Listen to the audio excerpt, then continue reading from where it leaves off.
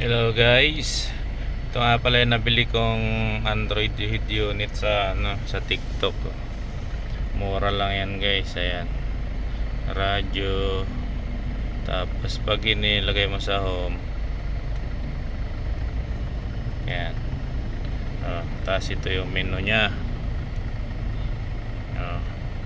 Kompleto na yan. May Bluetooth, videos, tapos ayan, may YouTube, GPS, saka yung mga Teams. Maraming pagpipilian dyan guys. Kaya sulit na yung price nya. Napakamura lang nito guys.